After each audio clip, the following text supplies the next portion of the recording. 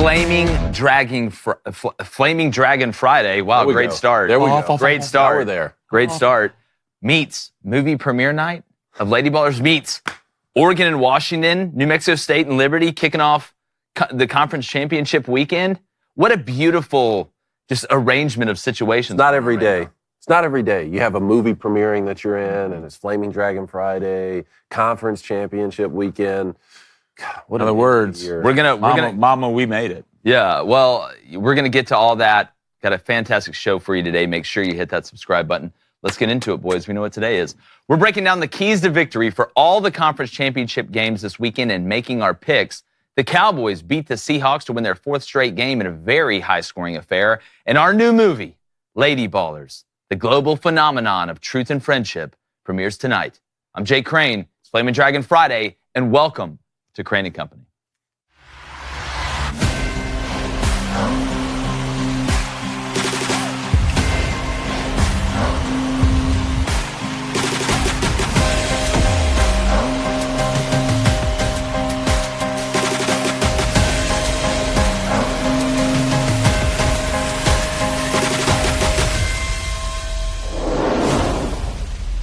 As we sit today, there are 4 undefeated teams left in college football: Georgia, Michigan, Washington, and Florida State. Now, out of those 4, there's one team that I would trust the most, that I would put the money on, gun to my head, to win the national championship. Not just the conference championship, the national championship. And that is Georgia. Not that Michigan isn't a complete team. Not that Washington isn't a complete team.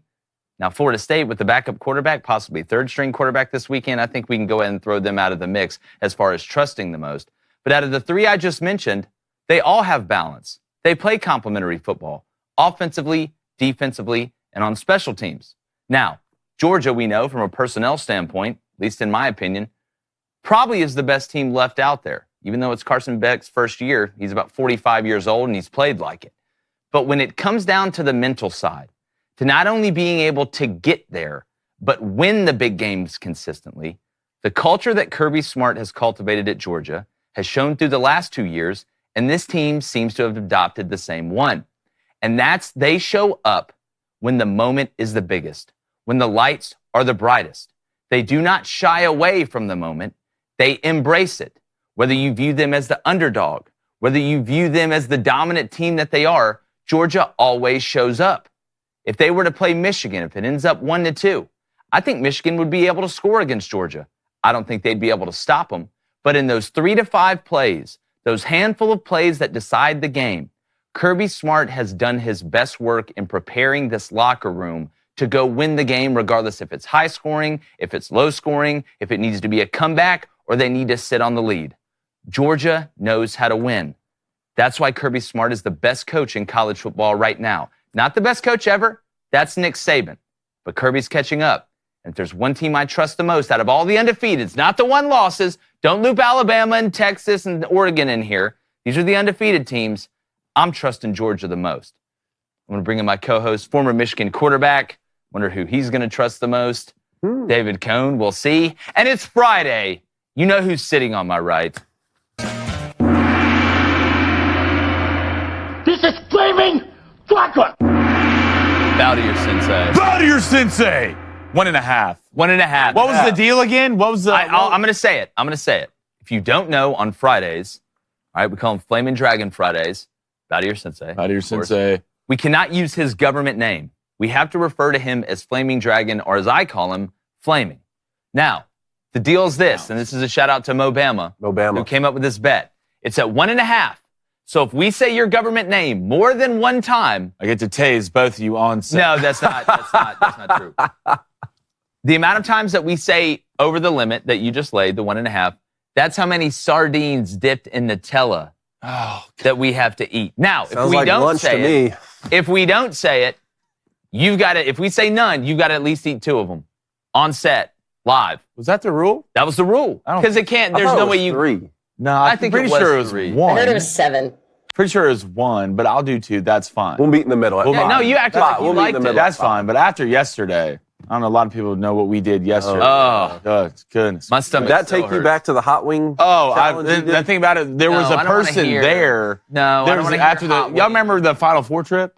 Yeah. That what happened with the hot sauce down there, and the same person that came down there was the same person Every who time did we that see him, yesterday. it's Every time I'm around him, he tries to poison me. Yeah, well, I don't want to hear anything about a hot wing. I had to do that hot chip challenge You where did. scientists literally created a way to try and make my mouth spontaneously combust. There's one thing I know now moving forward. If the hot sauce bottle is cut in half Yeah, to it's its usual a size, problem. that's a 5 telltale hours. sign. It's a problem. Yeah. Don't. It I says swear- game over. I swear they put heavy water in it. But anyways, David, who do you trust the most out of the undefeated teams? I can already feel the chat right now. Make sure you subscribe, hit that like button. We appreciate you. Who do you trust the most out of the 4 undefeated teams? Georgia, Michigan, Washington, and Florida State. Can I take Florida Win the State national out? championship? To win the national. This isn't just for this weekend. Okay. This is to win the whole thing. It's really, really tough, obviously, to not pick Georgia to be the best team in college football. Like, if you're actually watching the games and you're watching what this team has done, you want to talk about trust factor. I mean, just look at what they've done the past 2 seasons. And somehow they have not gotten complacent. That's what's been most impressive to me. And they've rolled through. They're undefeated again this year. But I think a logical argument could be made for Michigan just because of the opponent they have to play this weekend. Because if you look around the landscape right now, I still think there's no way an SEC champ is not getting in to this college football. See, I think playoff. there is a chance. That's my point. I mean, in my gut, based off everything I know about college football, it seems unrealistic that the SEC champ can't make it in. But given the current landscape, the fact we're even talking about the fact that it's a possibility is crazy to me. Alabama can win this football game tomorrow. For they sure. can beat Georgia in lost the in Atlanta. SEC championship, right? Like, Nick Saban's undefeated in Mercedes-Benz. And if everything else around the country goes a certain way, with Florida State winning and with Oregon or Washington winning, or even Oregon upsetting Texas, holding serve, and then most importantly, Michigan beating Iowa in the conference championship, you could have a situation where the committee just doesn't know what to do with a 1-loss Georgia team and a 1-loss Alabama team. I don't think that's what's going to happen. But given that Michigan, I think, is playing the weakest competition in their conference championship game in Iowa from the West, a logical argument could be made that they get over the conference championship hump the easiest, move forward in the college football playoff with what I see is still the second best roster and team in the country, and then move forward and win the national championship. Well, isolated, if it was this weekend, I'd agree with you 100%. I think between Michigan playing Iowa, like you said, Florida State and Louisville, we don't know. Hell, Florida State may be playing the 3rd-string quarterback. We're hearing now Rodemaker may be in concussion protocol after last week. Wow. This, that, and the other. Alabama and Georgia, let's be honest, it's a toss-up, right? Oregon and Washington, hell, that's a one-possession game pretty much every time. That's why I can't believe it's still at +10 and gotten bet up. We're going to get into that in a second. But as far as getting in there, it's hard for me. And understand, I picked Michigan to win the national championship, right? I still got 3 of my 4 playoff teams left. But Michigan, until I see them, if we're going to say in aggregate from conference championship week all the way through the playoff, I've seen Michigan fall apart twice in the playoff. Yeah. Right? We saw what happened against Georgia, which, I mean, Yeah, I wouldn't know you if played that's falling Globo Gym. apart. But TCU, we saw them get taken advantage of, maybe overlooking them a little bit, maybe looking ahead to a possible rematch with Georgia. Not that they can't do it, but and we're going to break this game down if we get it, but man, something about Georgia, Flaming Dragon, in that DNA right now, Kirby has them believe, Eye of Sauron, Yes, hand on the Saruman, face, whatever the hell. yes. Your thoughts? Well, the first thing and you kind of brought this up on the show, and you say it all the time. Michigan built their team to beat what? To beat Ohio State. We still haven't seen a Michigan team built to win a national championship yet. So it's almost impossible for me.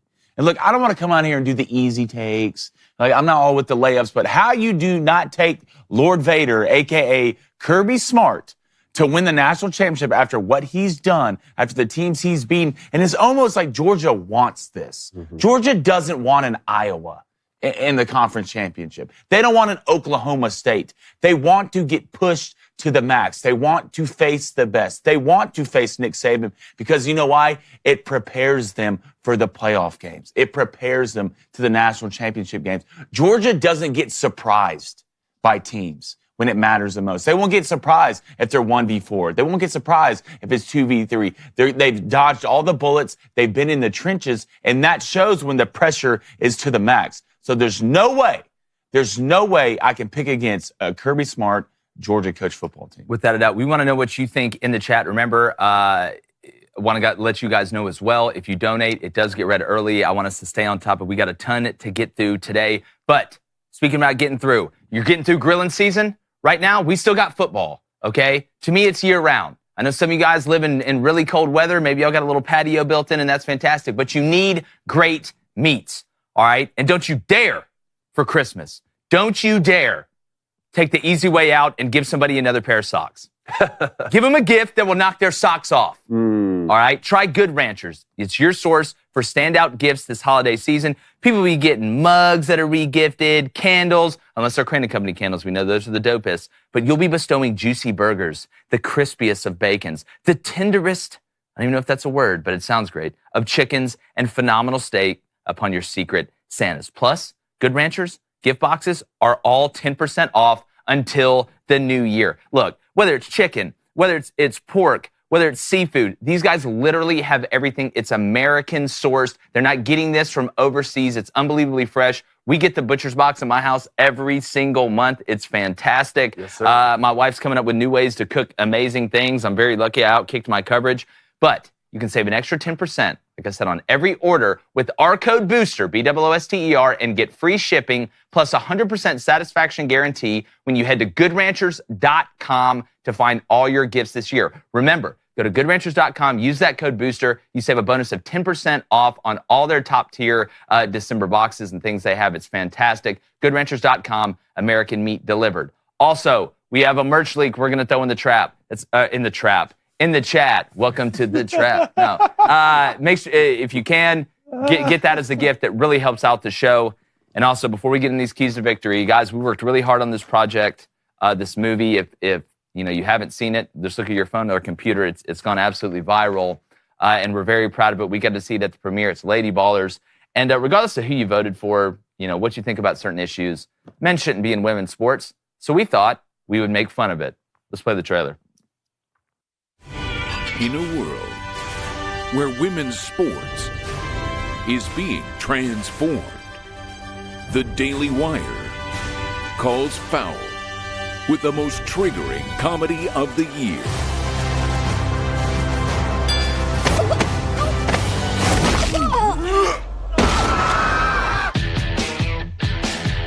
Guys, this is serious. Sports can be your pathway to a better life. Well, like yours? Please don't steal my catalytic converter again. Winning matters. It's the key ingredient in becoming a winner. Maybe you should try it sometime. Are you gonna move? I am not.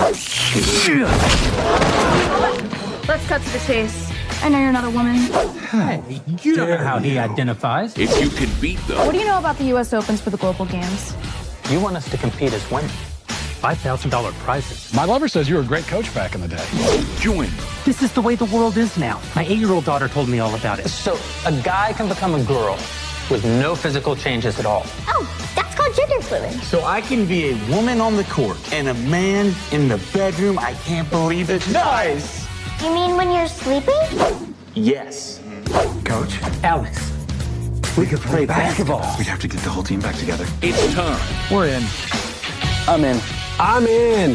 to play Lady Balders. Mount up. like a girl. I'm with her. I'm in my truth. This is my truth. From heroes Day one of being a girl athlete. I love being a girl. to sheroes. We could dominate every woman's sport. Running, swimming, soccer. I said sport, Felix. It's ladies basketball, boys. Nobody watches. Excuse me. Are these seats open? Never mind. Getting dunks.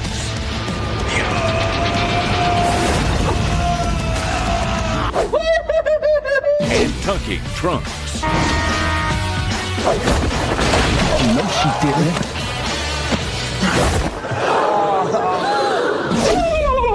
That's the biggest I've ever seen on a lady. I don't care. Lady Ballers.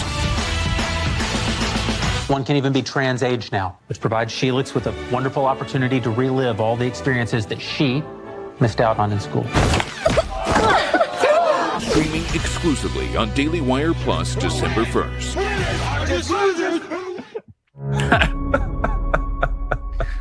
Oh my God! I can't believe it. Saw it. Coming out. Saw it at the premiere. Saw it. Give me y'all's thoughts. Top tier, man. Was it? How was it watching yourself? It was the weirdest thing ever of all time. I couldn't. To be honest with you, I watched that movie almost like a football game, like analyzing like every little thing. I can't wait to watch it again when it premieres tonight, to be able to watch it for the second time and like kind of be able to take a step back, because you do look at yourself.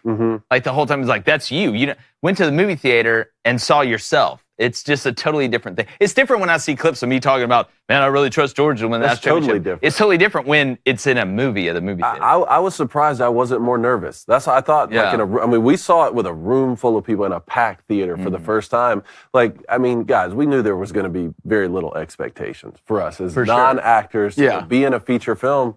Like, I thought, you guys especially crushed it. David, you did great. I was nervous on the ride over. Really? I'm going to be honest. I was with, we obviously had a cars for it. So I was with my mom on the ride over. Yeah. I didn't say a single word in that ride over. Not a single word. So I was nervous. But once I got in the movie theater and sat down, I was really interested to see the scenes I wasn't there for. Yeah, me too. Right, that I didn't see. So that's what kind of came together. But man, it was really good. Well, go to dailywire.com/subscribe to sign up for exclusive access. We're doing an all access today too, where we're going to go in there and take questions. But don't miss the Lady Ballers live premiere event on Daily Wire Plus Friday night at 8 p.m. Eastern. That's tonight, 8 p.m. Eastern, 7 p.m. Central. Again, if you don't believe men should be in women's sports and you think this is the dumbest thing ever and you want to be able to laugh about it and see an actual comedy that hadn't been made, it seems like, God, since I was a preteen, then go check this out. It's great stuff. But all right, let's get to Keys to Victory, David. Actually, you know what? Let's vert real quick.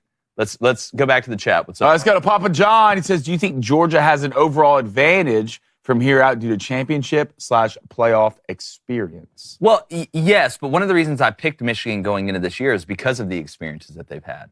You know, you not only, this core of players has not only been through it once, they've been through it twice. They've lost two different ways. They know how to prepare for it. They're not going to overlook anybody. Here's another reason why I trust Georgia. Like I said, I think Michigan would have some success running the ball against Georgia. But at the end of the day, I don't think Michigan could stop Georgia. I don't think Michigan can get to Carson Beck. If Bama can't get to Carson Beck, right, and we've seen Georgia's offensive line dominate the whole year. We'll see them play against Bama. If they can't get to Carson Beck, Michigan's not getting to Carson Beck. And if that happens with the weapons around, you're not stopping Georgia. They're the most efficient team in the country. But it also comes down to that clutch factor again. I trust Georgia on 3rd and 6 in a big moment on offense and on defense more than anybody else. One slight advantage, and I want to see how Milroe does against this Georgia defense, that if we do get a Georgia-Michigan matchup, is J.J. McCarthy's legs. I think you're going to see Alabama, and I know we're going to get Keys to Victory, run a ton of quarterback design runs with Jalen Milroe, because that stuff's given Georgia trouble. The lateral runs, the ability to run lateral, that's how they've been taken advantage of in the middle. But again, I think Georgia, you take the mental side, you take the experience, but the personnel that they have up front, I think, can not only handle Michigan, but be able to thrive offensively against Michigan's defense. Let's go to Chris Walton. He wants to know, are we a Bama win, a Washington win, a Texas loss, and an FSU loss from the college football playoff being Michigan, Washington, Bama, Georgia? You would have to have a lot of craziness to go around. Yeah, that sounds about right to me when you think about it. Florida State loses, right? And Texas loses, they're out. Oregon loses, they're out.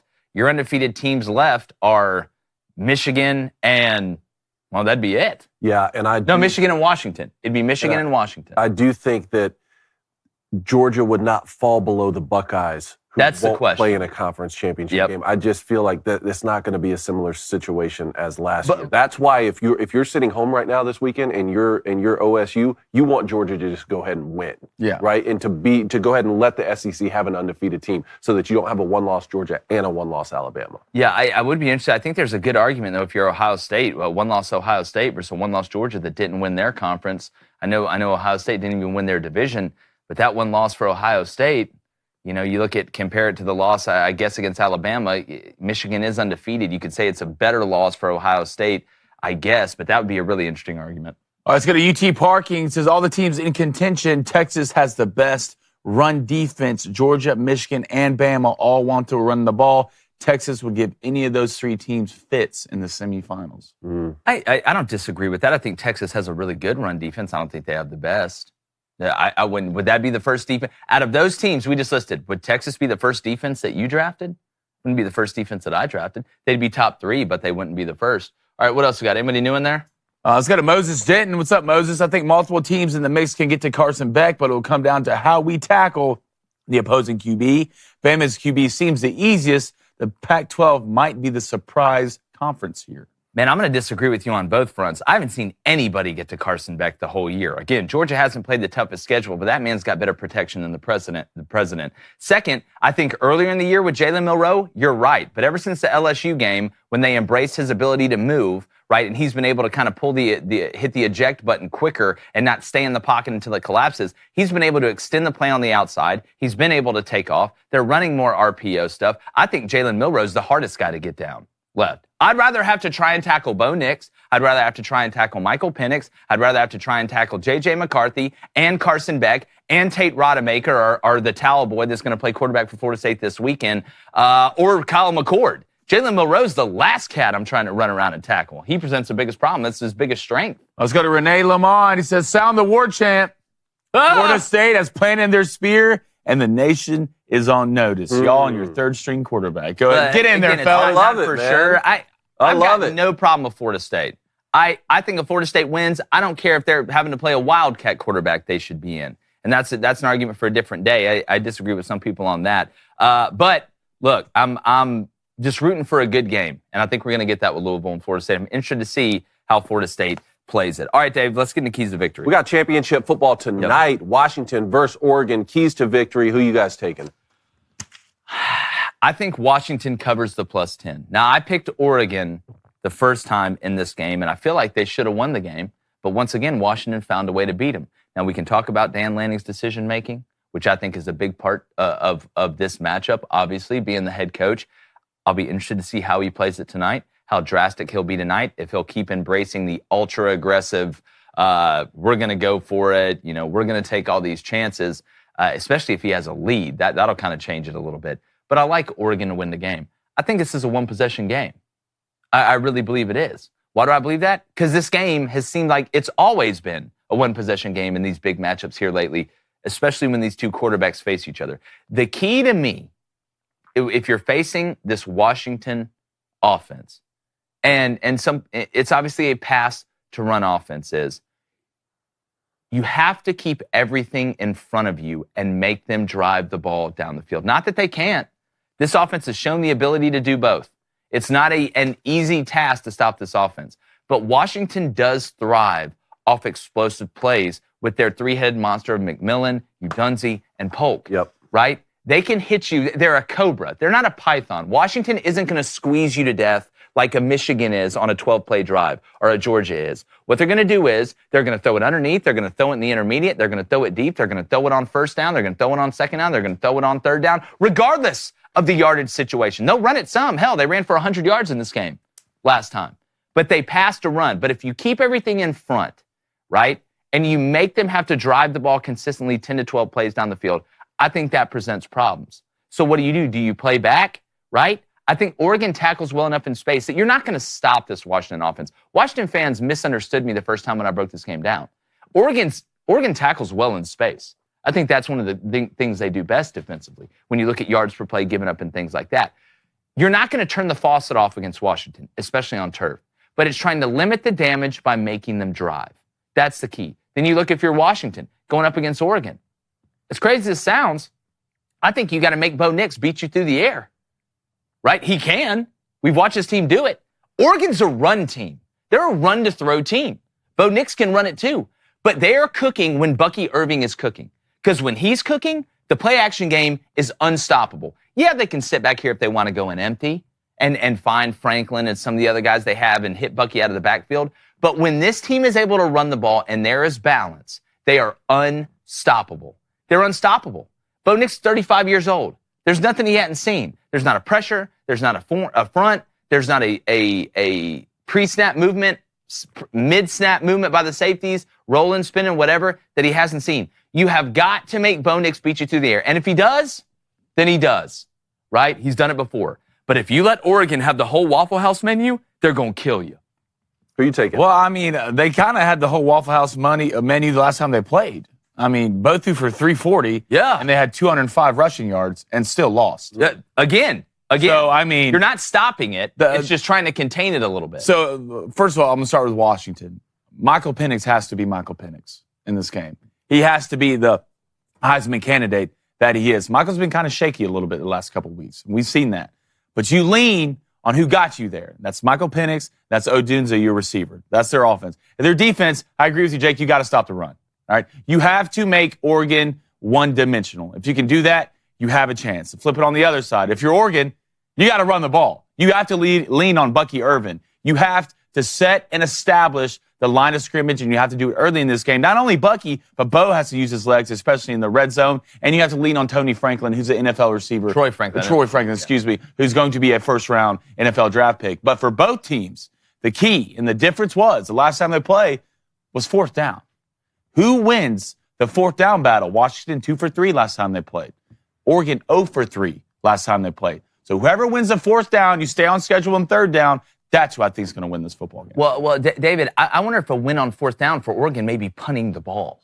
Yeah, that'd be a good start. Again, it's not just converting it, it's the decision that's made. Not saying I like being aggressive. I would rather you be more aggressive than less aggressive, but I would also rather you mix it up a little bit. Not just like I don't want you to always be ultra conservative and cautious on fourth down. I don't want you to be just nuts either. You know, where, hey, 4th and 6 from our own 35, inside zone. Well, I picked Washington to make the college football playoff, which I don't know a whole lot of other people that did, and they're 12-0 right now. So what kind of man would I be if all of a sudden I pick Oregon to win this game? If I just turn my back on Washington, I can't do it.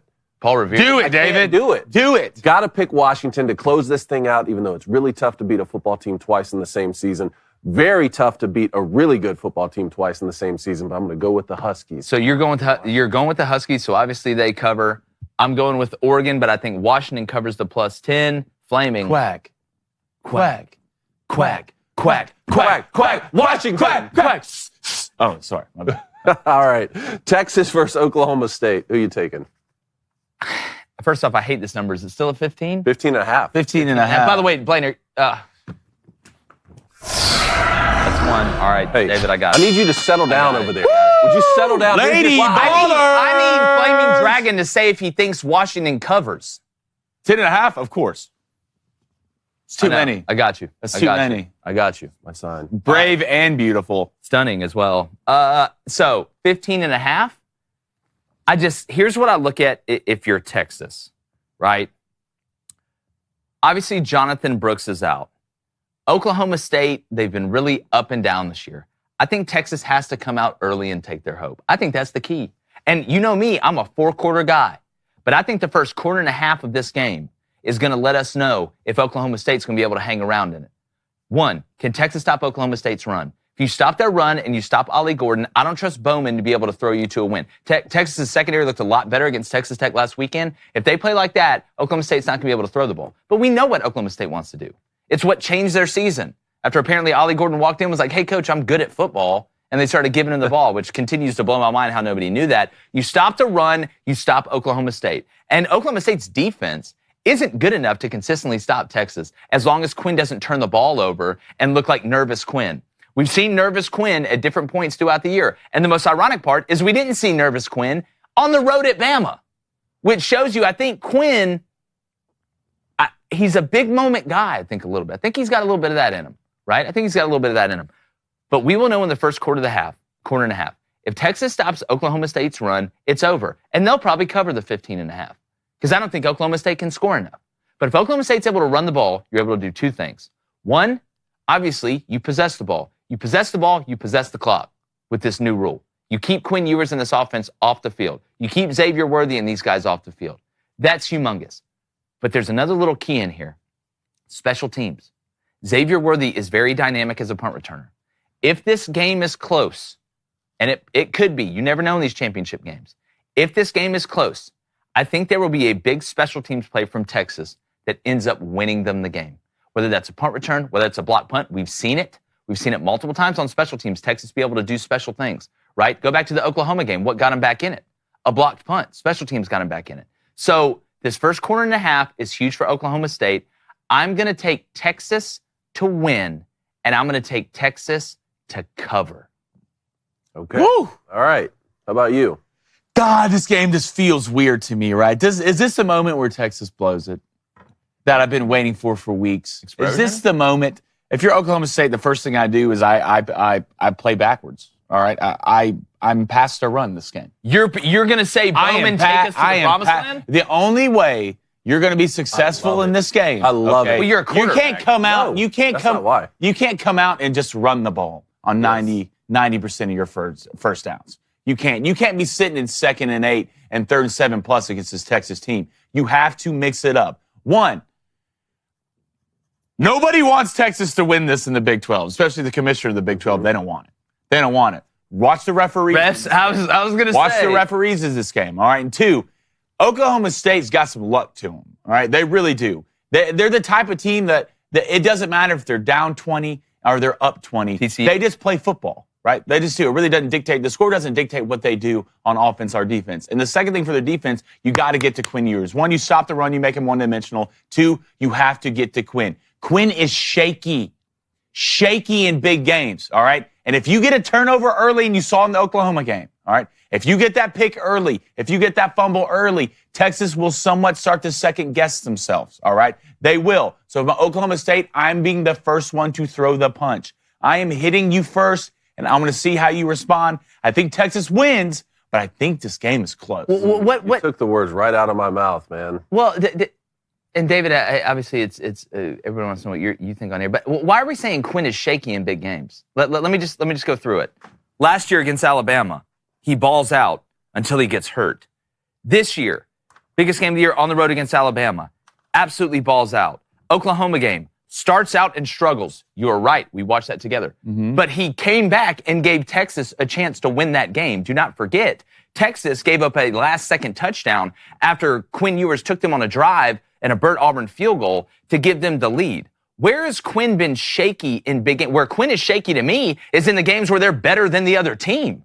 That's where he's been shaky to me. He threw multiple interceptions in the Oklahoma game. That's shaky. But he also brought them back in that game-winning drive. If you do that against Oklahoma State, you're giving Oklahoma State what? You're giving them hope, right? That's what you're doing. So I think Quinn, look, I'm not saying he's not going to put up numbers. Quinn will put up numbers because, 1, he's a good player, and 2, Steve Sarkisian is your offensive coordinator. But if you commit these mistakes against teams in big moments, you're somewhat shaky to me. That's what it is. I've just seen him play better in big moments than I think it's the medium moments that give him trouble.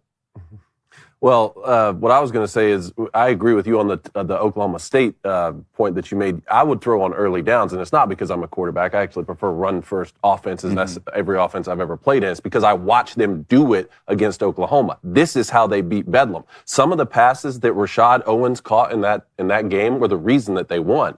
And you look at Brennan Presley on the outside, like Bowman being able to get them the football is what opened up the run game for Ollie Gordon down the stretch of that, and that was one of the biggest wins. Them beating Oklahoma is the reason they're playing in this conference championship. But I'm still going to take Texas to win the football game. I just think that's what Oklahoma State's going to have to be if they want to be conference champions. You think they're going to cover? This last year. I am taking Oklahoma State to cover. Okay. 2 touchdowns plus another 1.5. I get that. That's a lot of points. Yeah. All right. Michigan versus Iowa.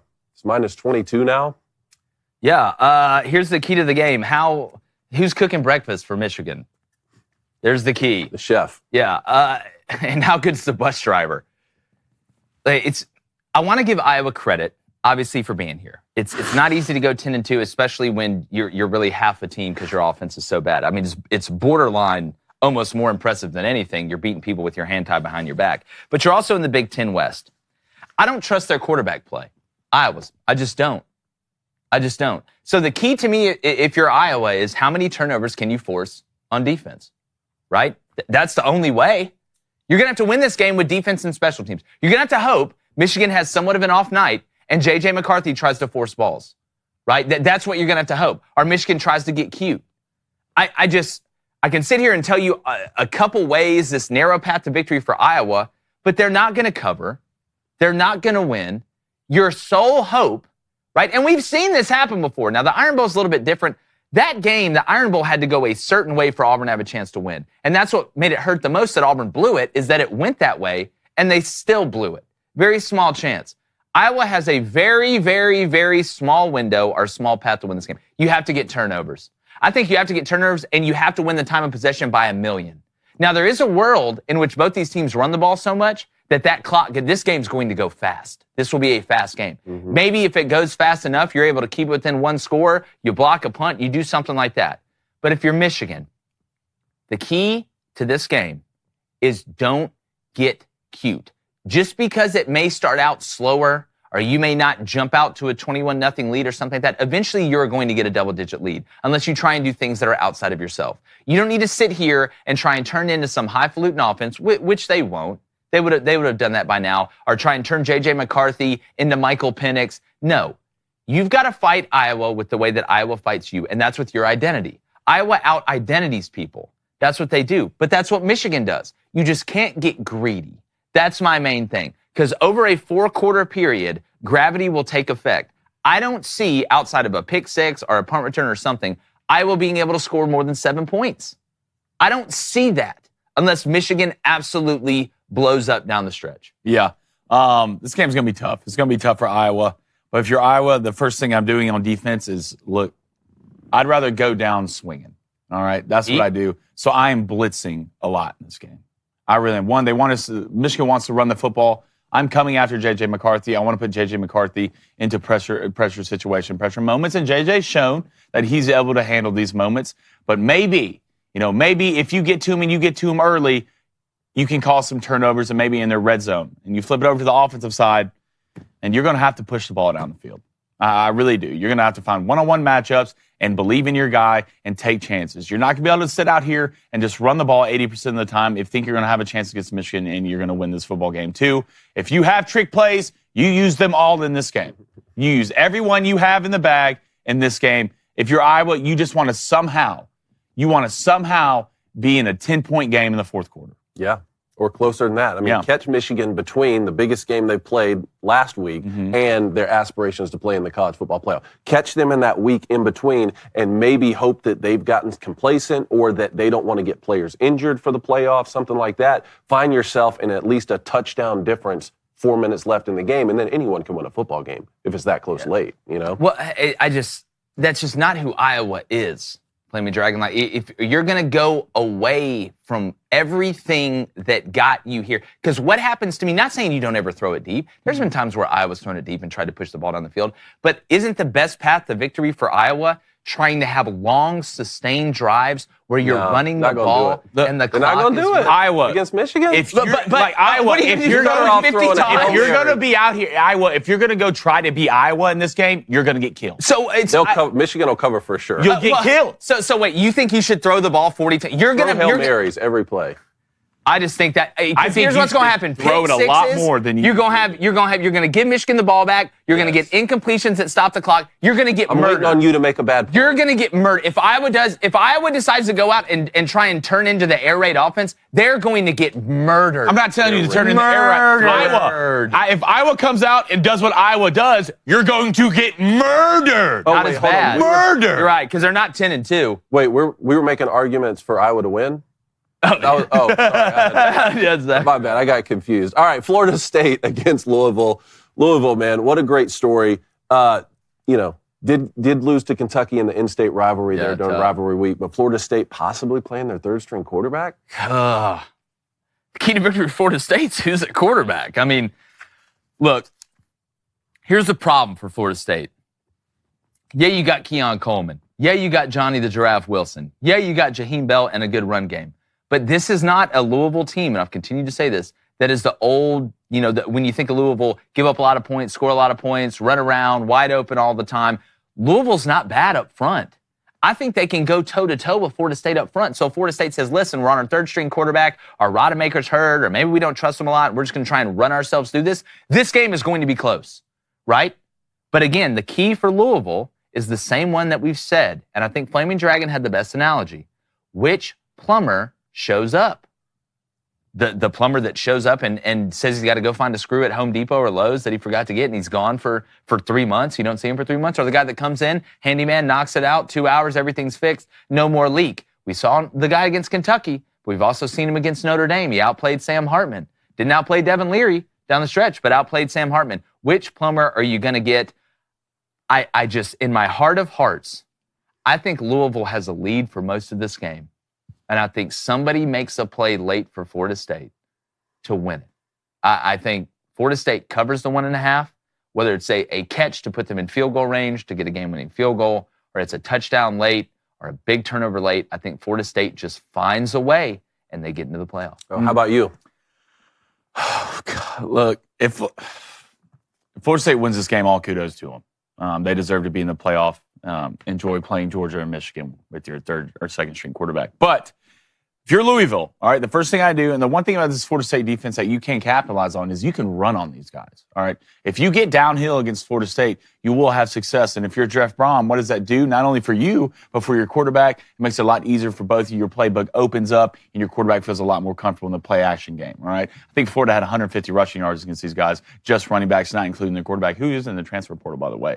But if you're Louisville, right, Plummer's got to be Plummer, all right? And you have to lean on your best players. That's Jamari Thrash, and that's your running back. Thrash got to make If you do that, and your defense is good, it's not like you got ran over by Kentucky. You really didn't. Devin Leary had a great game, and I think Mark Stoops, the offense coordinator, did a good job mixing up the plays. But if you're Florida State, how much do you lean on this quarterback? All right, because he's going to have to throw the ball.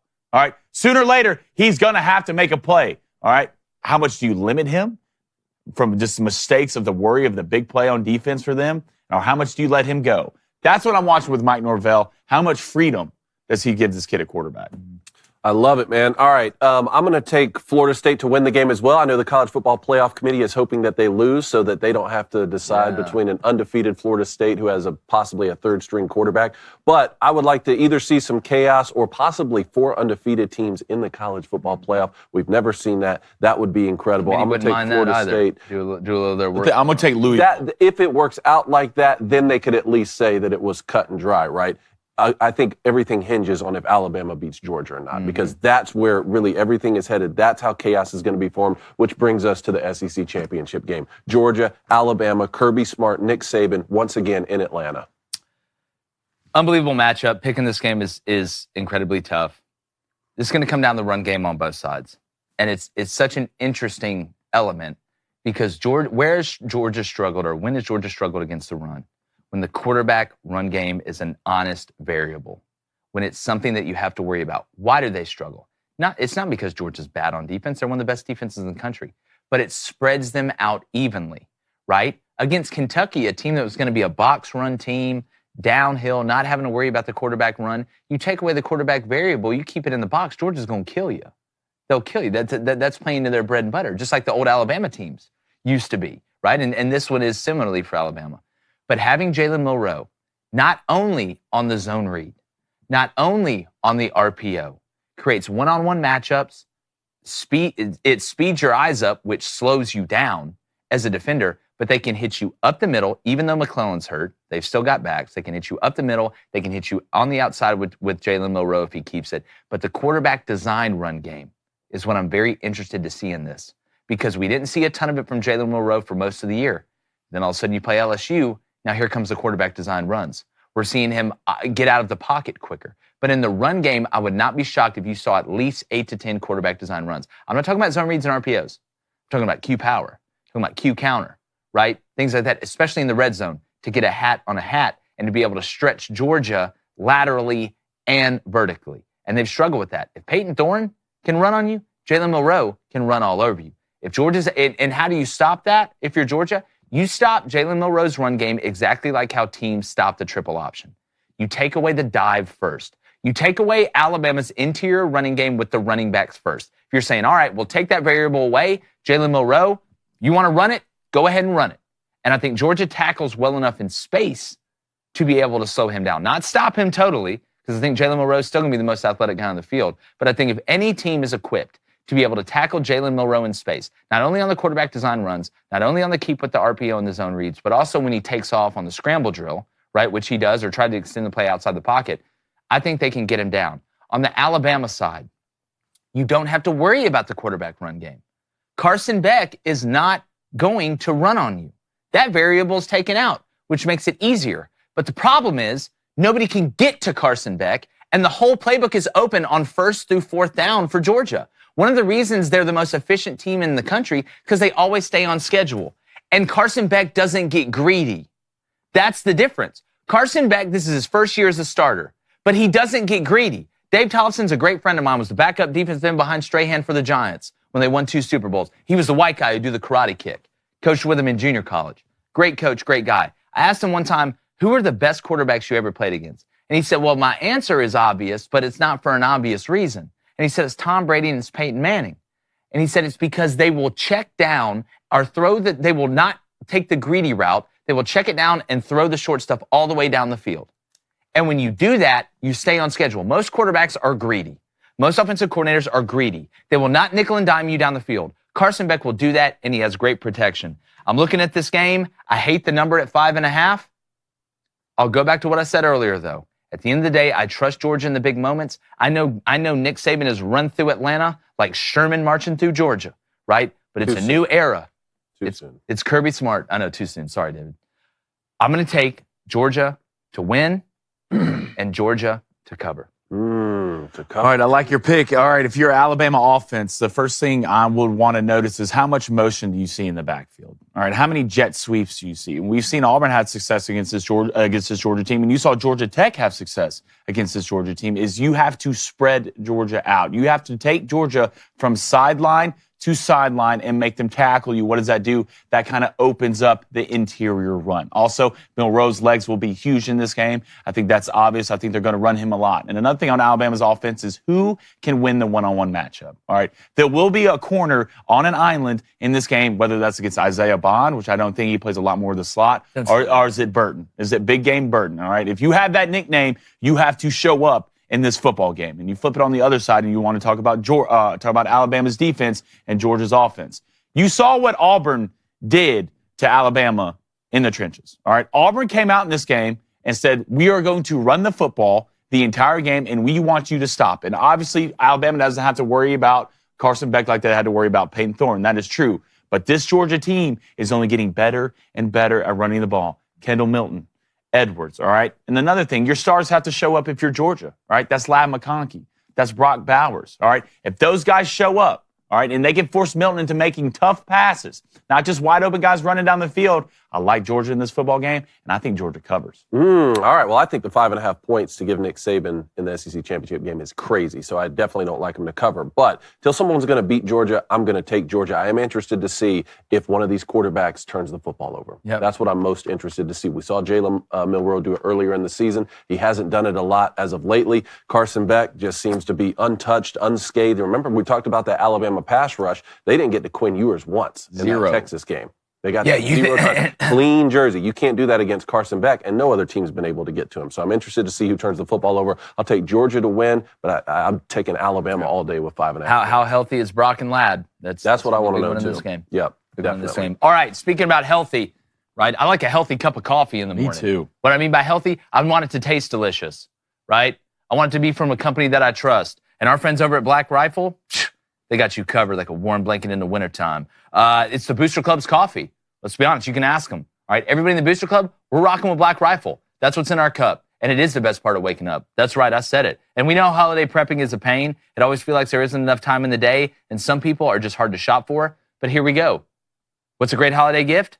Black Rifle coffee, right? Get a subscription. Coffee of the Month Club, all right? Their December coffee of the month is Costa Rican Arab. I can't say this. You can't talk today. No, well, I can't say this word. The Costa Rican Arabica coffee? That's how you know it's good? Arabica coffee? It sounds incredible. I wish I could say it better. It's a they're a veteran-founded coffee company operated by principal men and women. So stop running out of coffee. Sign up for a coffee club subscription, all right? Save money and drink America's coffee. Go to blackriflecoffee.com. Keep juggling. Use our promo code BOOSTER, BOOSTER, Tell me one, David. at checkout for 10% off your one-time purchase. Keep going. You got this. That's blackriflecoffee.com. Promo code BOOSTER, BOOSTER, for 10% off. You can also find it in grocery and convenience stores near you, but we all know you want to go to blackriflecoffee.com and use that promo code BOOSTER. Some fantastic stuff over there. We love our friends at Black Rifle. All right, the phone lines are open. Yes. The phone lines are open. We still got so much. We got a lot to get to, boys. We got a lot to get to. So we chat really quickly, then we got to go to rapid fire. Let's go to Tori Hawes with a $5 donation. She says, you guys rock. Thanks. Or he or she. I don't know which it is. Sorry for misgendering you if I did. Especially Flaming Dragon. Hey. Appreciate that. What's y'all's thoughts on the App State versus Troy Sun Belt Championship? Sun Belt, Fun Belt boys. One of my dogs. You want to talk about a game I'm not betting? Buddy, I wouldn't bet this with your money. We'll take App State. So this game, look, you look at Troy, right? 5-point favorite, I think, over App State. Look at the way App State's played lately. It's a shame James Madison is in this game. I want to go ahead and say that as well. But I think Troy finds a way. I'm not in love with Troy offensively, right? I still don't trust the quarterback. But I think App State's just too reliant on the run. I think Troy's got a couple guys at receiver. They've got an absolute NFL stud at wide receiver. His name escapes me right now. He's made some of the best catches of the year. I think Troy, this feels like a walk-off field goal game to me. Give me Troy to win it. Walk-off 31-yard field goal from the left hash. All right, let's go to Taylor Russell. What's up, Taylor? He says McConkey suited up versus Tennessee and didn't play, but the fact that he suited up means he was close enough, and then you got another week's rest versus Georgia Tech. Look, it's you find a way in this one. It's the Bourbon Bowl. You ain't holding anything back. Whatever supplement, cream, injection, religious experience you got to go through to play. You got to play in this one. Let's go to FCO DX Dart. He says, I don't think the run plays will Milroe running until they determine that they need it will affect. They much rather give the ball to somebody if they can. Well, yeah. Well, again, when you're running the RPO action, all of those options are available. You're taking the best one that's available to you. But when it comes down to quarterback design runs, you got to remember, McClellan's hurt going into this game. He hadn't practiced, they said, the last 3 days. So you're going to go in there with some backup running backs. Not that Roydell is a bad player, but I don't think turning around and handing the ball off and just running it into the teeth of Georgia when you have a Ferrari in the backfield like Jalen Milroe is the best way to go about it. Again, we've seen this offense change. The quarterback design run, I think, especially in the red zone, FCO, that's where I think you're going to see it the most with Jalen Milroe. I think it's going to be a huge factor. All right, Paul Ashmore has this game 42-17. Them Bulldogs. 42-17. Wow. 17. I think you meant the Michigan-Iowa game, but Iowa ain't scoring 17. Let's go to Alan Crew. He says Milroe doesn't hit his checkdowns, and that will give Bama no shot. It's been a problem all year. Look, who's going to get greedy? That's what it's going to come down to. Maybe they should do like Iowa, Flaming Dragon, just throw it all over the yard. Just see what happens. All right, let's get to rapid fire. All right, let's go rapid fire. We got way too much to get to, so I'll save quarterbacks in the portal for next week after we wrap up conference championship week. We had the Cowboys beat the Seahawks last night. That game ended up being close. Fun one. Yeah. A fun one on a Thursday. Finally. I didn't have to see the Bears play the Vikings. A lot of points, which is a great game to watch if you're blindfolded. Cowboys on a roll, man. Dude, how about DK last night, though? Caught some passes that it showed me that he's not just like a physical specimen. He's an actual like high IQ wide receiver. Hands up late type stuff. Like what were you taught like playing wide receiver? Like you put your hands up as late as possible. That's our tell. Yeah, right. That's our tell. Hands DB do what? DB throws hands. Hands up late. The first touchdown he caught, just took off. The first touchdown he caught was one. Geno Smith looked really good. It was a slant in this game. And the thing about the Cowboys, and the Cowboys do this against every team, if it's third down, doesn't matter what the yardage is, they're in man. They're in man. If you want to beat the Cowboys, you have to beat the Cowboys in third down and man coverage. And that's what the Seahawks were doing. You go back in the last 3 weeks, they're coming off 3 losses in a row. Yeah. If you're the Seahawks, you scored 1 touchdown in the last 7 quarters. Yeah. All right. And this defense isn't just a bunch of scrubs for the Cowboys. I mean, hell, Bland just broke the interception touchdown record. And he was on DK. And he was on play. DK, right? But this is who DK Metcalf is. And a lot of things that help DK is what? Todd Lockett.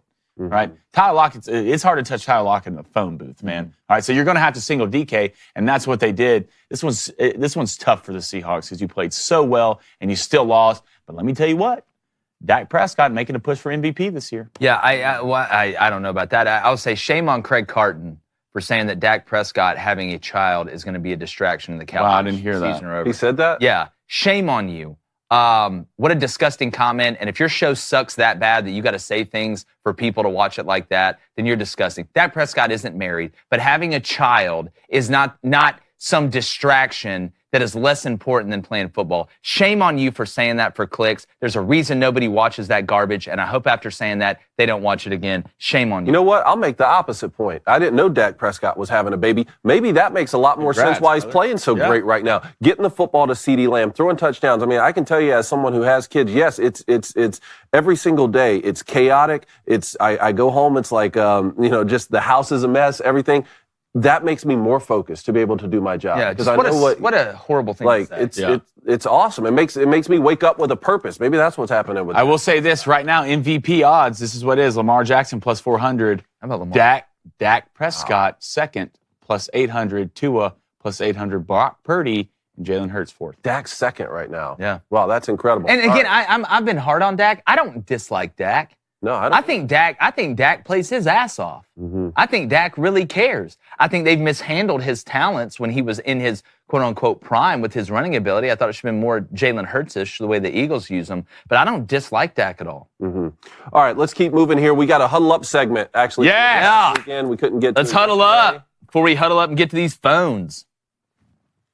All right, huddle up. Let's take a look at this insane touchdown pass by J.J. McCarthy for Michigan this past weekend. This is gun, float left on, ZN, Rita Vapor, Y spot. Let's break it down. We got 3rd and 10 from the 22. Michigan has 1 tight end, 1 running back, and 3 wide receivers. So this is 11 personnel in a formation that we're going to call float left on. Now we're going to go ahead and bring our Z receiver, Roman Wilson, in motion. This gives him a head start behind the line of scrimmage for his over route. You see the Dolphins doing a lot of this with Tyreek Hill. Now because it's 3rd and 10, we must expect pressure. So we have a halfback check releasing in Rita pass protection. But the Buckeyes don't bring the blitz. In fact, they back out zone defenders here. So essentially, this is rush 3, drop 8 with man coverage principles behind it. Michigan has dialed up Vapor Y spot. We broke down a similar play for Alabama earlier in the year. Number 1 backside has a vertical. Number 1 front side is on the over route. Number 2 has the post. That's vertical post over, hence the name Vapor. And a Y, our tight end there, is running the spot route. Now, since Ohio drops 8 here, no one should be open, and really, no one is. J.J. McCarthy just threads this needle. I've said it all season long. His biggest improvement has been his arm strength, which at times leads to a gunslinger mentality.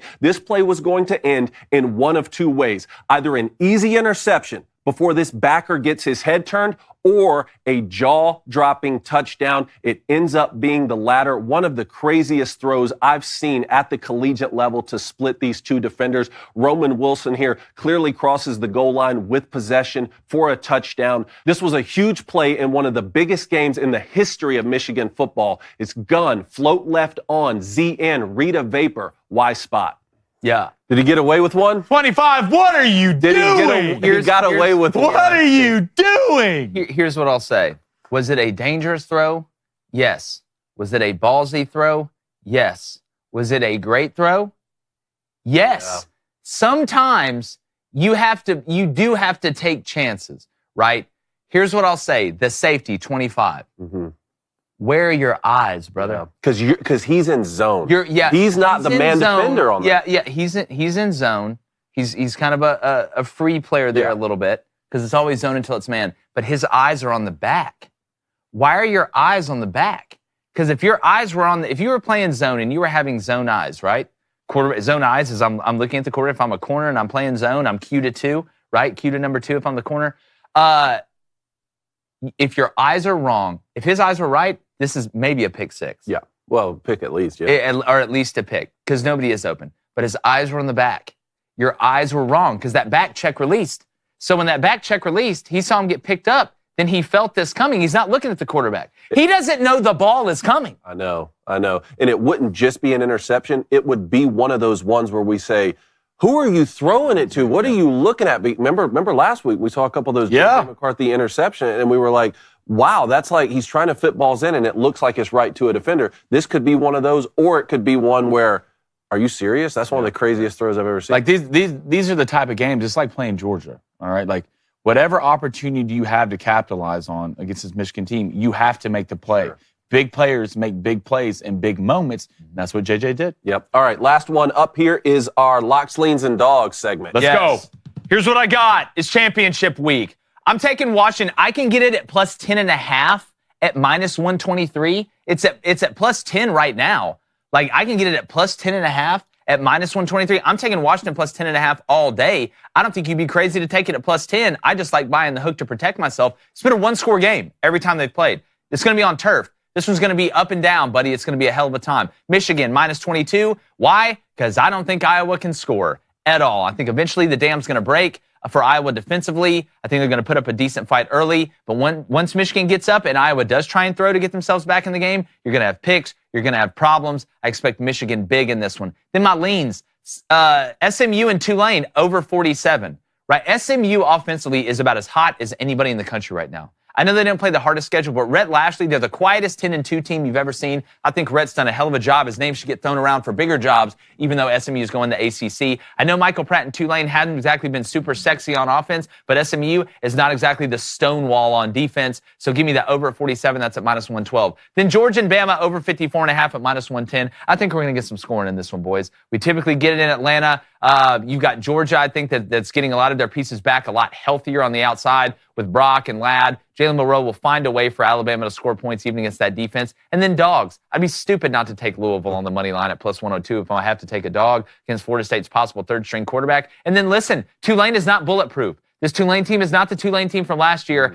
SMU, I don't think this is a bad bet at all. SMU money line plus 142. That may be the dog outside of Louisville for obvious reasons at Florida State that I feel the best about. I love it. All right, I'm going to take Michigan minus 22. Yeah. You boys convinced me throughout the day. Mostly, like we said, I don't think I was going to be able to score. So I don't know exactly how conservative Michigan's going to decide to be, or if they come in and say, hey, we finally got our head coach back. Let's just let everything hang out for all the rest of the season. We're just going to play balls to the wall. I'm not sure, but I'm going to go ahead and take Michigan minus 22. Alabama plus 5.5 for all the reasons we've already talked about all show today. Nick Saban undefeated in Mercedes-Benz Stadium. I still think until someone dethrones Georgia, you got to go with the Bulldogs, but Alabama plus 5.5. That line opened up at minus 3. I thought that was a lot closer than this right here. Florida State, Louisville, I'm going to go under 47.5. Now, I took the Louisville, Kentucky under as well, which didn't hit. I just think when we're starting to talk about the way Louisville plays defense with Ron English over there heading up that unit, plus Florida State playing possibly a third-string quarterback or at least a backup quarterback, I like under 47.5. OK State plus 15.5. Again, if they are able to run the ball at all on Texas, that's going to chew some time up. And again, Texas has proven to be world beaters. The way they beat Texas Tech late in the season, they could go cover 15.5 in the first quarter. I get it. But I just like Oklahoma State to at least put up a fight with that many points. My dog picks, Washington money line. We're talking about an undefeated team here. Of course, I see what everyone else is seeing. They've played worse since that win over Oregon, and Oregon has played better since that loss to Washington. But still, plus 300, the value you get there is insane. And then someone asked about it earlier, App State. I'm going to go ahead and take them money line here, plus 170. The way they've been playing the last couple of weeks, blew out my Georgia Southern Eagles. They blew out Georgia State, had a big win. They beat James Madison, didn't they? Didn't that game go to overtime? Yeah. App State won that game. Conference championship, give me them plus 170. All right, I love it. My locks, you lock it up. I'm rolling with the boys on this one, and I'm doubling up. Give me Michigan minus 22 against Iowa, and then give me Michigan minus 11.5. First half. That's going off at minus 1 team. I will be laddering Michigan in this game. And my leans, I'm talking Clavin, baby. Give me Washington plus 10.5. That should be minus 123. Justine, I sent you that wrong. That is my fault. I feel like that is way too many points after the first match. Give me New Mexico State plus 10.5. If you can beat any SEC team on the road 31-10, I believe that you can beat Liberty. Then my dogs, give me Louisville money line. Plus 102, you're going against Florida State's third-string quarterback. I don't care if you're playing the Avengers. You have a chance. And give me Oak State money line. You know why? Wow. Because they're men, all right? And they're almost 40. That's going off at plus 500. 15.5 is too much. I think Oak State will keep this game close. Well, nowadays you can play till you're 40. But if you want to look like you're 20 when you're 40, you need the best skincare around, regardless male or female. Another great holiday gift idea. It'll make you the hero of the season. I know you have to deal with the shopping and the cooking, the never-ending list of things to do, going to get presents, but we've discovered a gift that's not just thoughtful, it's downright transformative. It's the gift of Genucel skincare. We use it, David. I do. The only skincare cream that I use. Our wives use it as well. Blaine uses it. That's why he's just glowing. Yes! Yes! Deeds! You blew it. David, well done. You did well today. Good job, sir. Good, so I'll go ahead and take this. Give me that back. I'll go ahead and take this. How you like that? It's unfair to How you like that? Ad reads don't count. Yes, they do. Well, here's the thing. Technically, that's only over by half, so we have to eat half a sardine. See? Right? False. That's false, because I No. would have to eat 2. But so y'all each have to eat 2. But regardless, Make sure you go to genucel.com/booster to get this incredible holiday discount. Every order today is instantly upgraded to free express shipping. That's GENUCEL.com/booster. Go check it out. The Booster Club sold them out last time. It's a fantastic product. They do a great job. We love our friends over there at Genucel. All right, you ready to get to calls? Let's do it. God, I want to with less enthusiasm than I had before. But Parker in Kentucky, Parker, how you doing, man? You having a good day? Hey, Parker! You eat some sardines with us? I had to come out of my dark corner of loneliness and sadness from last week. But, as odd as it seems, if we won against Kentucky, I'd been okay losing against Florida State. We'd go to ACC championship. We had a heck of a year. We beat our rival. But Kentucky kind of ruined that. I want to absolutely smack the crap out of Florida State. I would love to see the ACC in the playoffs, but I just don't care anymore. Yeah. Parker, look, I totally get it, buddy. I wonder if Louisville's going to be able to take that loss and use it as fuel against Florida State, which I'm sure they will. You can make up for it, right? It's the Dumb and Dumber situation, right? Just when I thought you couldn't get any dumber. It's the first time we're going to an ACC championship. I mean, of course, I would hope, even if we lost the game of 4, we would play up to that. Well, yes, but you're always looking at extra add-ons, right? You're always looking to add an extra chip to the shoulder when you prepare. I guarantee you Florida State's not happy that Louisville lost to Kentucky. They would have much rather Louisville beat Kentucky, just like Alabama would have much rather Auburn beat New Mexico State, to be honest with you. So I do think it can be used as fuel. But listen, I'm going to be honest with you, Parker. If you're having to get upset, and I understand why you're upset, but if you're now at the point at Louisville where in year 1 of this coaching staff, you are pissed about being 10-2, going to play in the ACC championship game, what high-class problems y'all are having in Louisville, and congratulations. Must be nice. No, I agree. But, I mean, the thing that makes it sting the most is this is 5 years in a row because we had to deal with Satterfield and his mediocrity for 3 of them at least. Yeah. That's the thing that sucks the most is just we just wanted to break that streak at least, especially with how good this year was going. I mean, no, I agree. I mean, 10-2 and being upset, I don't think I'd ever thought that'd be the case. Those are high-class problems. But it's just, I'm excited. I'm excited to head to Charlotte, driving down early tomorrow. So I'm definitely going to be excited driving down. But the future's bright, Parker. The future's bright, baby. Yeah. Believe in it. Yeah. I mean, as far as college playoffs go, I'm rooting for Michigan, mostly for Cone. Yeah, Parker. There you go. I changed my pick. I changed my pick to Louisville. In real time. What's that?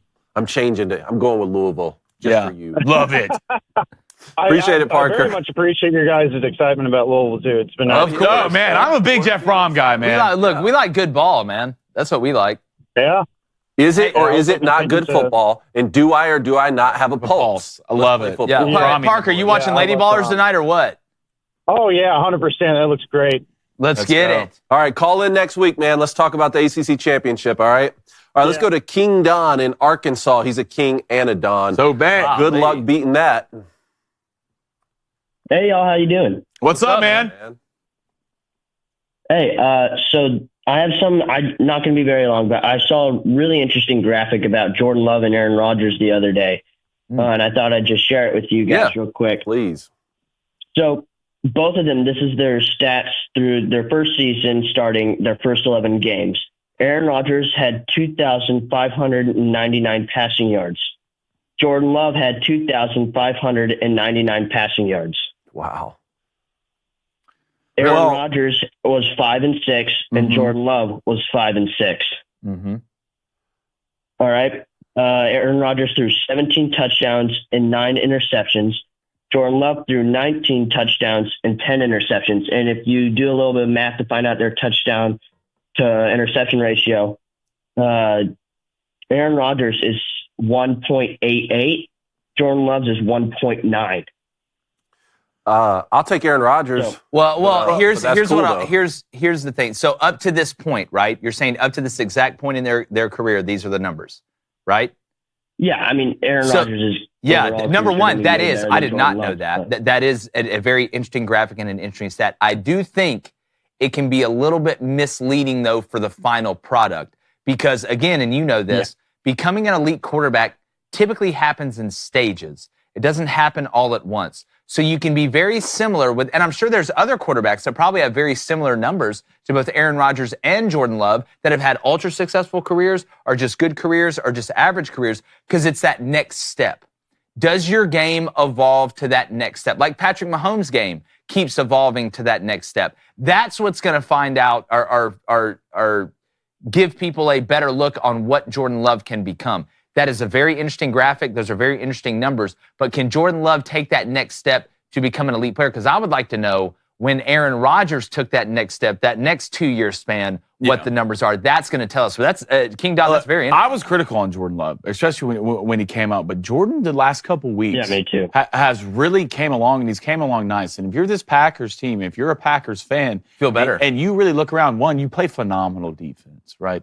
Your front seven's pretty damn good. And then you flip it to the other side of the ball, right? And look at what you have. Jordan Love, young, right? Your running back room, young. Christian Watson, young.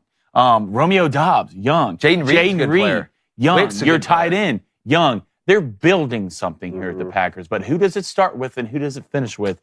That is Jordan Love. I hadn't seen a lot of people stiff-arm Max Crosby before, but you go back to that Raiders game, Jordan Love stiff-armed the hell out of Max Crosby. And I'm telling you, Jordan's kicking it into another gear. He just has to limit the mistakes. Well, Drake said it best. You know it's real when you are who you thought you were. Like, I think we're seeing that with Jordan. And remember who Aaron had at that receiving core, too, when he was there? Devontae Adams, Greg Jennings, my boy Jordy Nelson, Randall Cobb. So, I mean, there might be something special going on in Green Bay. I love it. Appreciate it, King Don. King Don, thanks man. Call back. Love the stats. All right, let's go to Cody in Illinois. Cody, how you doing?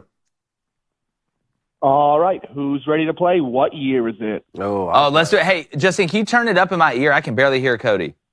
And I got to know that. Hey, Cody, remember that one time you didn't make a Road to Glory player after me? That was crazy. No, I heard you already you're playing baseball and he quit on you. All right, let's do it. Let's do it. All right, I'm going to read you guys a series of clues about a specific year. You guys are going to tell me what year it is. And once again, I'm going to ask you guys not to use any electronic devices. Yeah, let's let the moose dance. Go. I'm in the chat. You know how that goes. All right. Collegiate champion. The Oklahoma Sooners were voted national champions in football by the AP poll. Professional champion. The Boston Celtics won the NBA Finals. Sensational rookie. Texas Rangers first baseman Mike Hargrove batted .323 and took home the American League Rookie of the Year award. Individual accomplishment. Muhammad Ali came out swinging in the 8th round of the Rumble in the Jungle and knocked out George Foreman after debuting his now famous rope-a-dope strategy that was used to tire the big man out, winning his 2nd heavyweight title. Significant event. Buffalo Sabres general manager Punch Imlich was frustrated with the number of rounds in the NHL draft and with the 183rd pick chose fictitious Japanese hockey player Taro Sugimoto. All right, we're late 60s here, right? When was the Rumble 70s? In the Jungle? That's why this was Rumble in the Jungle. This Not 69, first was it? Fight. Maybe 69. All right, so we got Boston Celtics. Remember, they won like 10 straight or something, right? Yeah. Hey, Cody, did we land on the moon the same year that this? No, I'm just kidding. All right, and then Oklahoma Sooners won it in football. What about the baseball? Do you know? Mike Hargrove? Yeah, no, I don't know this one. I thought he was in the 80s, bro. Dude, I'll be honest with you. When you let off with the Oklahoma National Championship, I was thinking Josh Heupel's team. I was like, I know this. 2000. All right. To me, it feels like 69. 68 to 72, I think, is the range we're in. I think it's 69. So does anybody know one of these things that happened for sure one of those years? What was the Muhammad Ali? Rumble in the Jungle, the first one. 69. The first fight. The first that one. That was in the 70s. Was it? I'm pretty sure that was in the 70s. Yeah. To me, I'm taking either 69 or 71. Because I think if it was 72, when he said something about the Dolphins. Man, I think it's... All right, well, we got to guess. 73 or 74. Really? Why do you seem so confident about that? Because I'm pretty sure, like... 73? You want to go Muhammad 73? Ali's in the UFC game. Let's go 73. Right, they put him in the UFC game. I don't know. I'm just seeing 74 from Oklahoma in my mind. I think it's 1974. All right, let's go 74. All right, we'll go 74. All right, 1974 is your final answer? Yeah. Kind of. All right. It is 1974. Oh, Yeah. what a day. Hey, give me some right here. Hey, there we go. Way to dial it in late there. I love it. Cody, thank you. Another successful. What year is it? Appreciate it, Cody. Hashtag Lady Ballers. All right, well, let's just go to Gavin in Pennsylvania. Gavin, what do you think about that trivia? There's going to be Gavin in California. It's like, you got your ass kicked by Ronnie Boy last night. Fan of Flames, guys. Just What's wanted up? to call and check in about the Conference USA Championship game. I don't know why. Seems like you guys are kind of a little bit riding the New Mexico State bandwagon a little bit because I'm just kind of confused why a lot of people are pumping them up a little bit because, I mean, if you look at what happened last time these two teams played, I mean, granted, both teams have gotten better, but I'd still think like Liberty's got the 11 points though. Yeah. I like Liberty to win. I like Liberty to win this game. I think New Mexico State will cover because I just think New Mexico State's playing really well offensively. I think it's going to be a shootout. I think there's going to be a lot of points scored. I don't think New Mexico State can stop Liberty though with Caden Salter. But what if they? But they lost by 14 the first time. Yeah, but again, when was that? Right. That was. I mean, it was week 2, but I think both teams have grown. I mean, look at the way teams grow throughout the year. I think, and again, you got to be able to look back on it and say, yeah, they did get beat by 14. But I think this is a new this is weird to say, a new New Mexico State team. But I think Liberty is built to win. I think Liberty is a winner. That's what they are. But Hugh Freeze obviously built it there. Jamie Chadwell's continuing that success. I think Caden Salter on the ground is going to be too much for New Mexico State. But I think Diego Pavia running the ball against Liberty, he's going to have some success. I love that kid. I really do. Look, I mean, again, you talk about a guy against all odds. He's a short guy that's not exactly the fastest that is able to be an effective runner. I just hope it's a good game. I like the over, but give me Liberty, man. Congrats again on a fantastic year, man. What you guys are doing over there is incredible. I think you guys would think this is funny. I think it was the last time they beat, when Freeze was there, when they beat Liberty in Lynchburg. Diego was literally signing autographs with the student section. That's how much and they actually love that guy. Well, man, Jerry Kill. Funny how. Go ahead. I just thought it was funny, how much Diego Pavia won over even the student section at Liberty when the last year. If that makes it's underdog, man. Right? Everybody loves an underdog deep down, but I hope it's a really good game. I think both these teams. Liberty's been hot all year. They've been a wagon. But it should be a lot of fun. I expect some fireworks, man. Appreciate it, Gavin. Thanks, man. Next week, let's talk about it. All right, we got Jimbo in New York. Jimbo, how you doing? Jimbo. Hey, fellas, this is your boy Q Smoke Jimbo here. So first of all, I just wanted to congratulate each of you for your work in Lady Ballers. I'm really looking forward to watching the film. Thank you, man. I think you're gonna like it. All right. So obviously, I'm calling in today to express my newfound optimism for Syracuse football after we just hired Fran Brown. I think this is a huge hire for us. I think it's a huge boost in recruiting. And to outline exactly how much we've struggled in recruiting, we've only ranked outside the top 50. That's not 15, that's 50 in recruiting one time in the past 10 years. And in 2023, we ranked only 88th in the country. That's so bad. I know, and this is why it was perfect for us. So with that being said, which areas of the country, given your backgrounds in recruiting and coaching, which areas in the country would you go after the hardest if you're located in Syracuse, New York? If you're part of that program?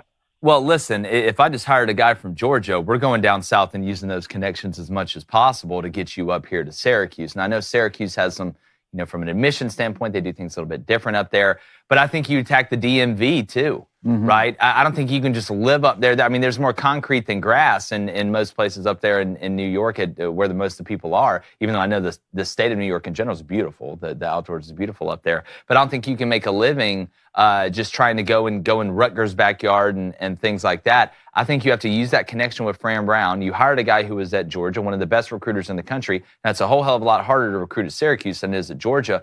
But I think if you're Syracuse, you work that East Coast. Closer to where you are, the better it is in recruiting. That's how it's always been. That's how it will always be.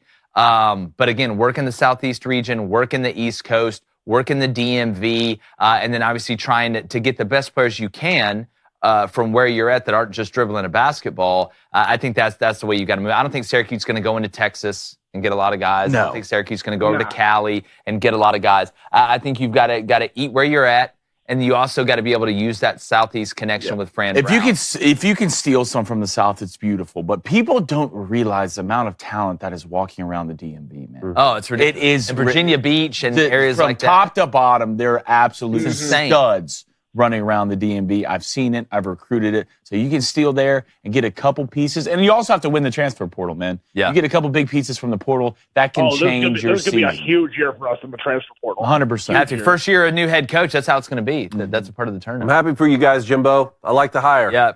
Congrats. Hey, enjoy Lady Ballers tonight. Yes, sir, bud. Week. All right, let's go to Josh in North Carolina. Josh, how you doing? Joshy. Hey, how's it going, guys? What's up, man? Hey, I got a question for Flaming Dragon. When are you going to wear the shirt so that way I don't work out in the morning and I can call in on that day? It will be next week. I don't know if you know, but we had a lot of things going on this week, so I really couldn't get an Alabama shirt, but I will rock it next week. Reed's got one. And I will let you know. Yeah, I don't think that'll fit me, to be honest. Even better. 6'3", 215 pounds. But I will wear one next week just for you, Joshua. Sounds good. Thank you. All right, Josh. So I figured some stuff out when I went to the UNC Tennessee basketball game. There you go. I figured out that when you go to UNC as a school, you kind of have to pull for them in basketball. However, if it was a football game, I think I would have pulled for Tennessee more than UNC. But that game was truthfully the best game I've ever seen Carolina play offense in about, I want to say, my freshman year, which was like 2018. I've never seen us score, I think it was 60 points in the first half, 61. Just especially against Tennessee's defense. That's not, that's what they're known for. Yeah. And Josh, let me get this right. You're a Tennessee fan, right? But you went to North Carolina, correct? I did go to North Carolina, yes. My dad raised me as a Tennessee fan, but I just didn't have an opportunity to go to Tennessee University. So who'd you pull for? But this put you in a bind, didn't it?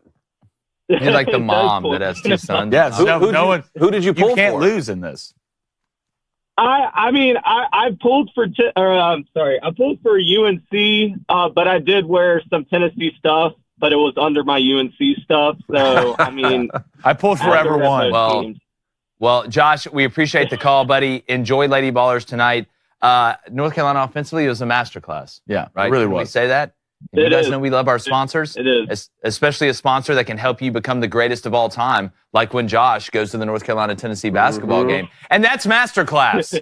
They're an online platform that offers classes taught by well-known experts and celebrities in various fields. They cover a wide range of topics: cooking, music, writing, filmmaking, business, photography, and more. We've seen them. My wife watched one of the cooking ones the other day. Absolutely loved it. They have an 8-class series on how to make the greatest food of all time, with classes on how to make pizza, ice cream, coffee, grilled cheese, and more. I'm telling you, the way they make the grilled cheese, it's the move. All right. I know you love grilled cheese like I do. But let me tell you, your mouth will water while you watch these videos. And these instructors, they're industry leaders. These are people that have actually done it. All right. So it's just useful stuff. We spend a lot of time on the internet looking at stuff that's not going to help us or that isn't useful. Masterclass actually makes you better. So this holiday season, give one annual membership and get one free at masterclass.com/Crane, CRAIN. That's 2 memberships for the price of one at masterclass.com/Crane. That's CRAIN. That's masterclass.com/Crane. Be a master of your class so you can outclass your master. Those things are great, man. They really I love are. the writer ones, the filmmaker ones. Ron Howard did one. They're awesome. Well, yeah, just people that did it. That's why I want to listen to people that did it. Yeah. Like that. That's who I trust the most. Thanks, everybody, for calling in. Thanks, everybody, for calling in. Definitely excited to see the reactions on Monday. Let's get to the Booster Club quickly here. Okay, well, we got a bunch of donations, so you want to hit these bets first and then go to donations. Ooh, you know what? Let's do bets first. Let's do bets first and then go dono. Let's start with you there, Diesel. All right. Since I blew it on Flaming Dragon Friday. What are you dancing the moonlight with? Well, look, like we just talked about on the call in there, I'm going to take New Mexico State plus 11.5 minus 110 for the same reasons we talked about. It's hard to beat a team twice in the same season. I still think Liberty finds a way to win the football game, but 11.5 points in a conference championship game, the way this team's been playing, blew out Auburn at home. I'm going to take that amount of points. And then Washington plus 10 minus 110. Again, they're an undefeated team for a reason. I'm hoping we get a great ball game. The second installment of this rivalry matchup this season. Give me the Huskies plus 10.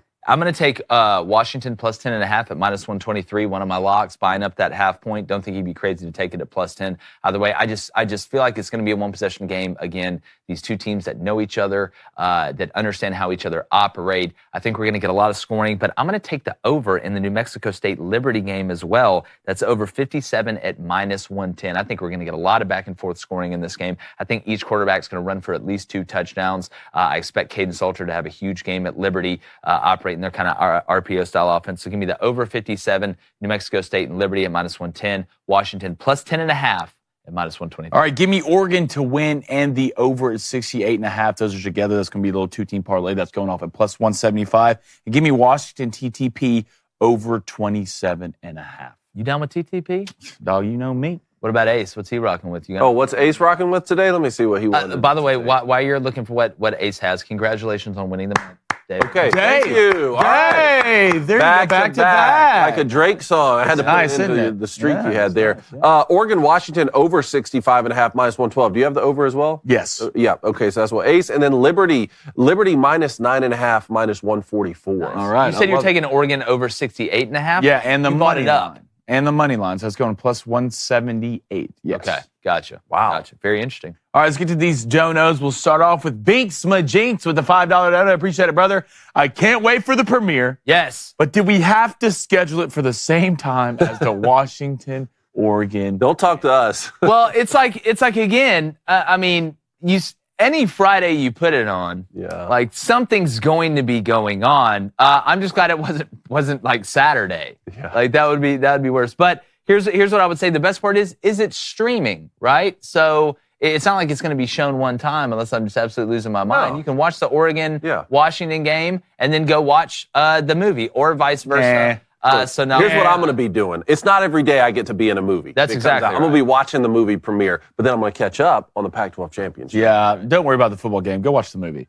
All right, let's go to Ryan Gade with a $5 donation. Got a nice thick ribeye to cook for the premiere of Lady Ballers tonight. Let's go. Hashtag Mount Up. Trust Tree, you're here. All right, let's go to Q-Spo Jimbo, $5 donation. How many turnovers would Iowa have to force against Michigan, and how many of those would they have to score on to even have a chance in the Big Ten championship? At least 3, and you got to score on at least one of them. That's what I would think. Let's go to Maximum Ball with the $10 donation. Which Blaine is the best football Blaine? Blaine Gabbert, Blaine Irby, or Blaine Crane? Don't read this part. I got you, Flaming Dragon. No sardines for you. Don't worry, buddy. We already caught that dub. I would say, God, give me David Blaine. You got to go Blaine Gabbert. Got to go Blaine Gabbert. Let's go to Paul Ashmore with a $5 donation. Team bias aside, as a college football fan, aren't you pulling for a number 1 Georgia versus number 4 Texas, number 2 Michigan for a number 3 Oregon? Don't give me chaos. Give me the best game. That would be great. I think that would deliver. That would deliver. That's one of the scenarios that would deliver a great playoff. I really believe that. Let's go to Heartbroken Hog with a $5 donation. Happy Flaming Dragon Friday, guys. It's a beautiful one, I must admit. Why am I not seeing the Army-Navy in any bowl projections? They're both 5 and 6 and play each other, so one has to go bowling. Also, BMFP. Don't know. BM something with Arkansas.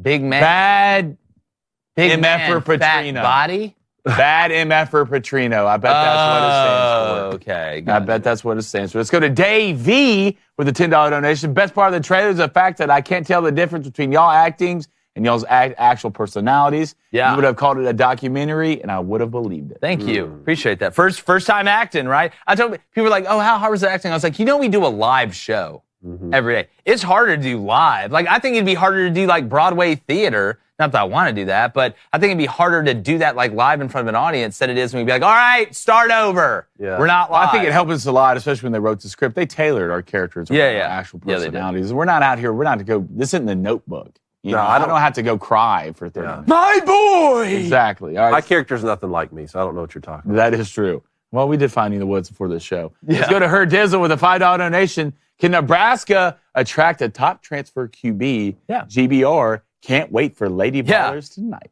First off, thank you. Second off, yeah, they got the money. That's what it takes, right? Go for the money, not the honey. All right, let's go to Abby. Just quoting Drake. Let's go to Abby with a $5 donation. You guys were amazing in Lady Ballers, Abby. It was great seeing you. Great to see you, Abby. I'm excited to see it again with my husband tonight. Nice. I hope everybody really enjoys it. It's a funny movie. All right, let's go to Chase Mills. Been doing it my whole life. $5 donation. When can we start having the conversation about the best receiver in the NFL residing in Dallas? Talking about CD? CD, baby. I mean, really you can throw him in there. I'm just glad they're utilizing him now. I mean, you look, the Cowboys all of a sudden start taking off when CD Lamb and Dak started having that connection. I don't think that's a coincidence. Yep. All right, let's go to 2 Cranes and 1 Cone with a $2 donation. That's hot. Can't wait to get home and watch the Lady Ballers, boys. And he also, with a $5 donation, got a plus 95.08 bet this weekend. I had Tulane, Boise State, Troy, and Toledo as conference winners. Oh, you're sick. At the beginning of the year. Oh, hey, this is a beginning one. Dude, if Western Kentucky wouldn't have fallen apart, I'd have a chance to win $16,000. All right, that's all the donuts tonight. Really appreciate y'all. Let's get to the poll. Oh, are you watching Lady Ballers tonight? Yes, 94%. No, this has got to be our first 100%er. I wish. Come on. Yes, I wish. 100%. Yes, 62%. Okay. No, 38%. And I'm guessing that the people are saying no, we'll be watching it tomorrow. Yeah. Oregon and Washington coming on. But again, that's why you have record. Thank God it's 2023. Can you imagine if it's not? We appreciate you guys. Shout out to all our sponsors. Thanks to the Booster Club. Go grab some merch. Also, get ready. Lady Ballers premiere tonight, 8 p.m. Eastern, 7 p.m. Central, only on the Daily Wire Plus. We're unbelievably proud of it. We think you're going to be too. So come laugh with us tonight. Enjoy the football watching as well. And like our acting debut after tonight, we're going. I'm going to throw the card. Best believe that. I'm going to grab it first. Going. Caught it. Gone. Y'all saw it.